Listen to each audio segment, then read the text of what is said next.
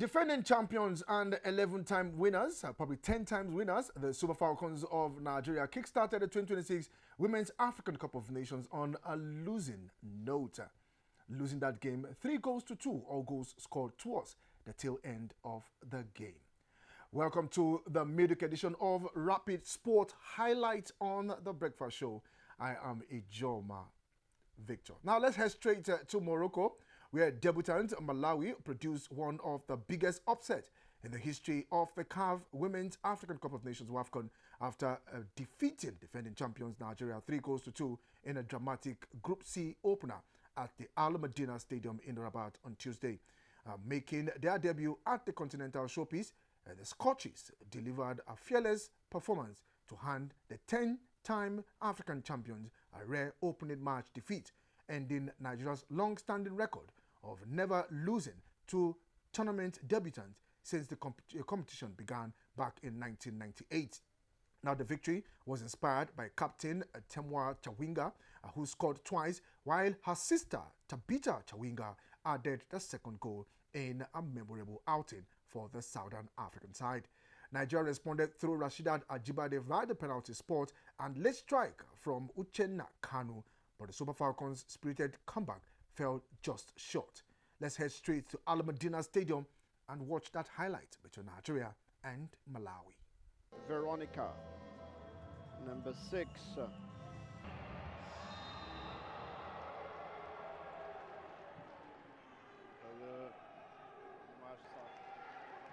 First free kick. And good opportunity for Nigeria here. But cleared away, and then again nice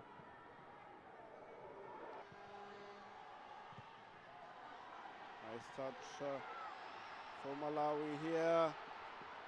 Squares it print here by the Malawians, and Temwa is looking for the first goal here, the cross, but easily.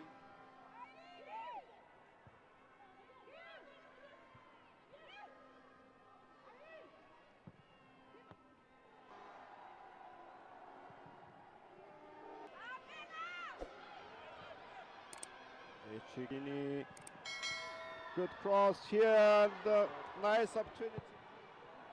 Nice touch here, and probably an opportunity, and it's the first goal!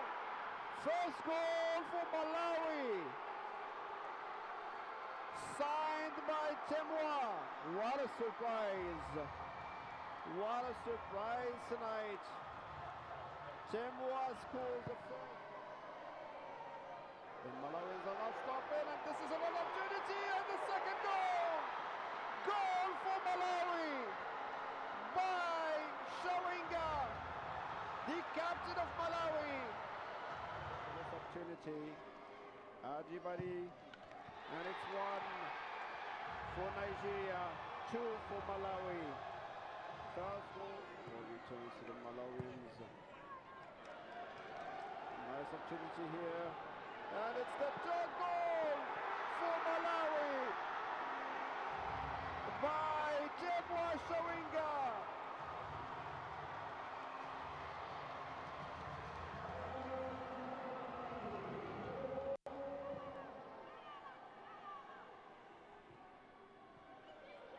And it's an opportunity here, probably the second goal, yes. And it's the second goal for Nigeria.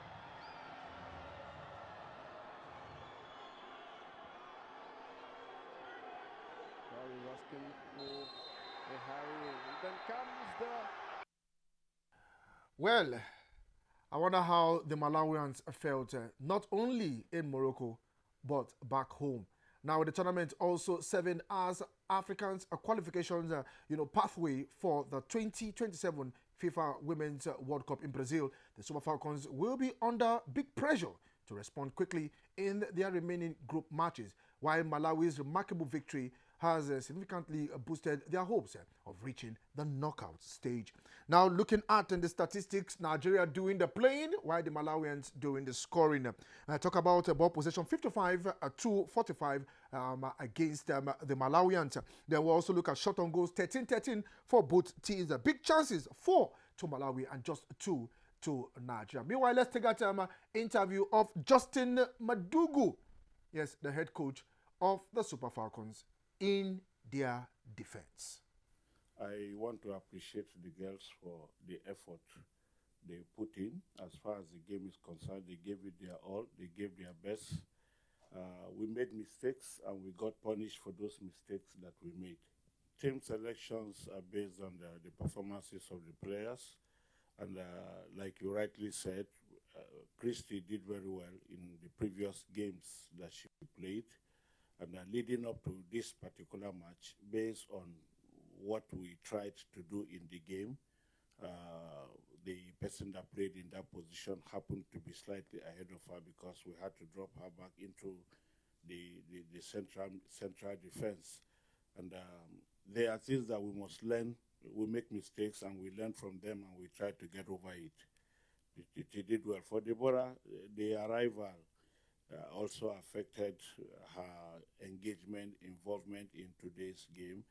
She arrived very late and you have to give her time to recover so that you don't push her into the game and eventually you have injuries or whatever.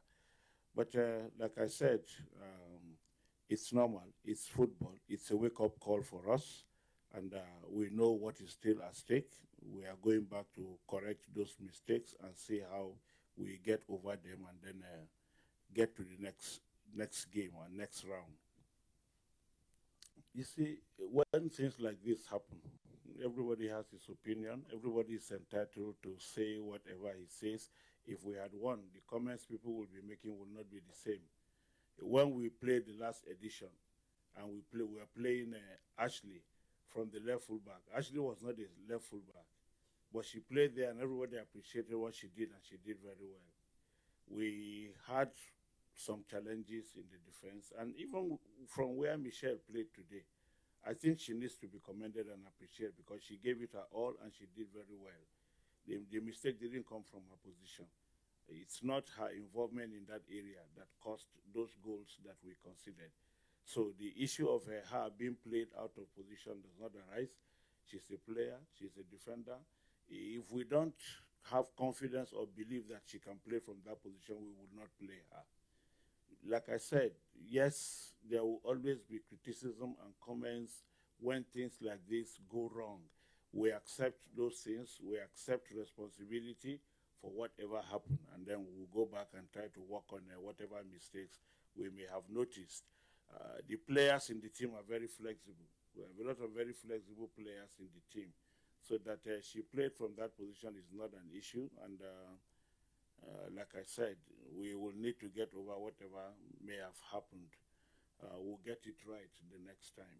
It's a wake-up call for all of us, and we all know the importance of this edition of the WAFCON, and we're not taking anything for granted. It's a wake-up call for us. We never took them for granted. We never took them for granted because we've also been following their progress. It's a testament to the development of the game across the continent. You don't take anybody for granted. We saw the result in one of the games yesterday, and today we are seeing another.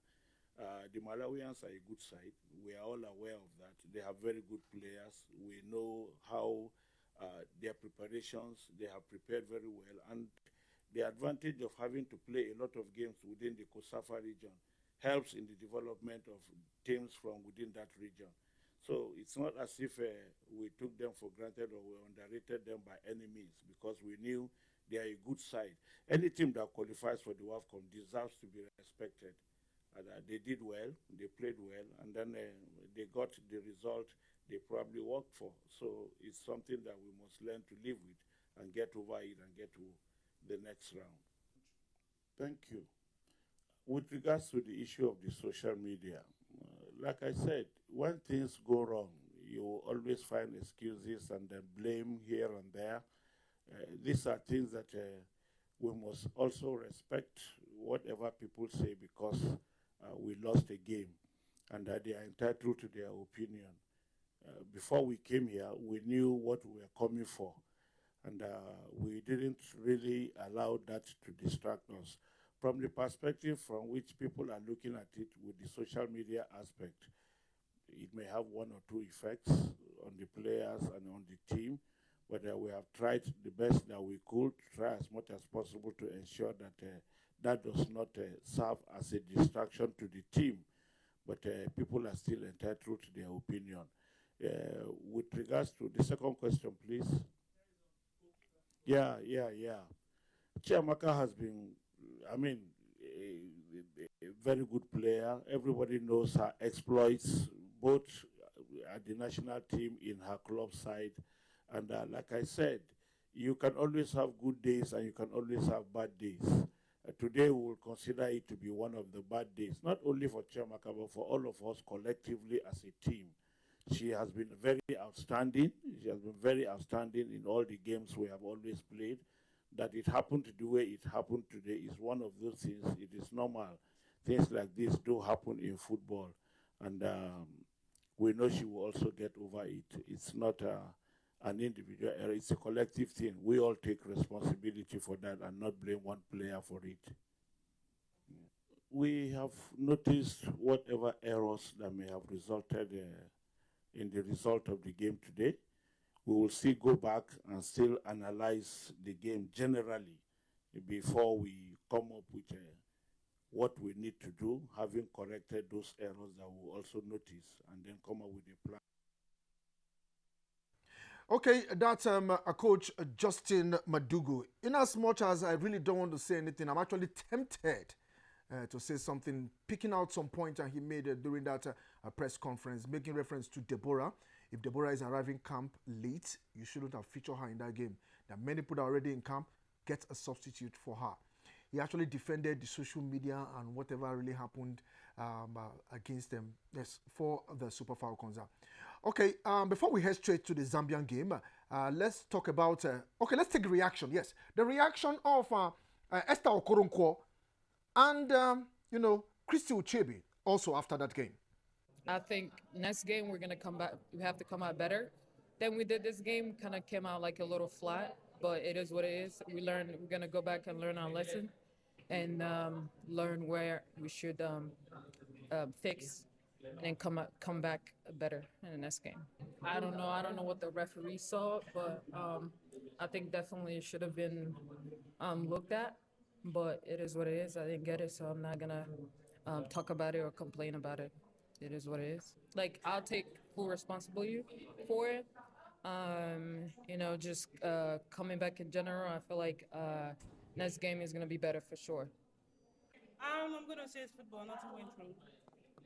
The two team they played so good, and it's football for you.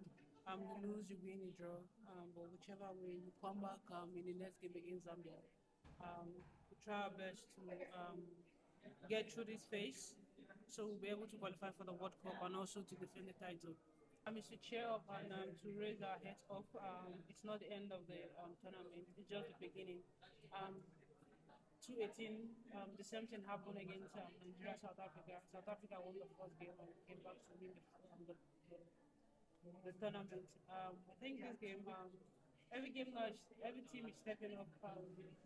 Malawi is a good team. We have Chawinga and his sister. They all put on a good fight and also win the players. Esther Okoronkwo and Christy Uchebe. Meanwhile, something happened before that game between Nigeria and Malawi.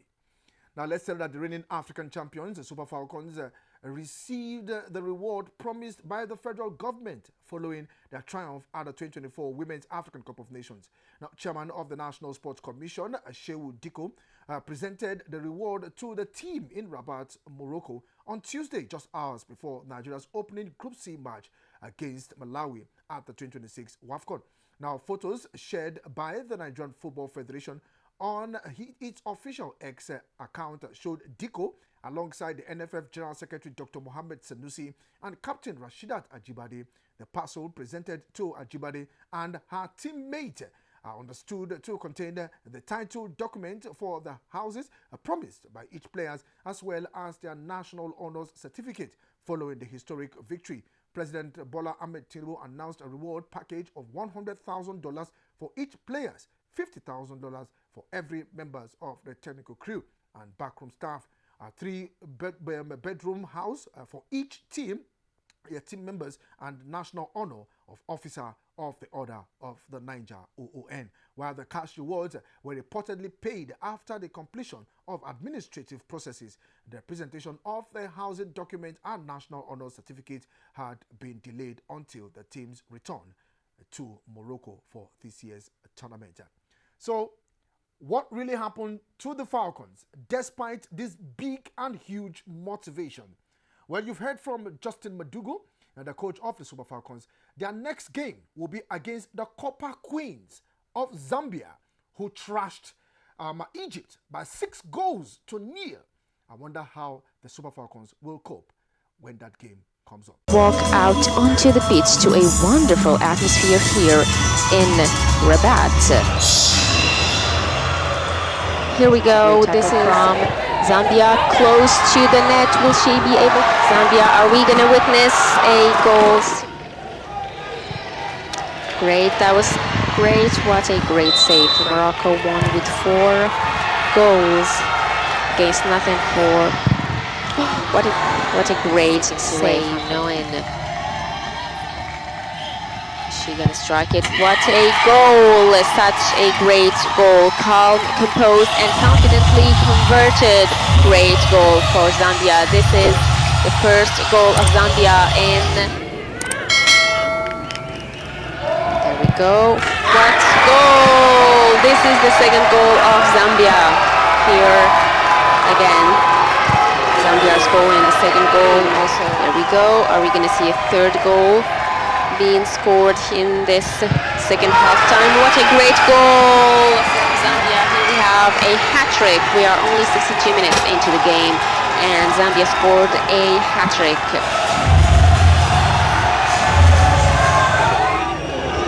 Campaign in this tournament. There we go. Great tackle from. Are we going to see a fourth goal? There we go.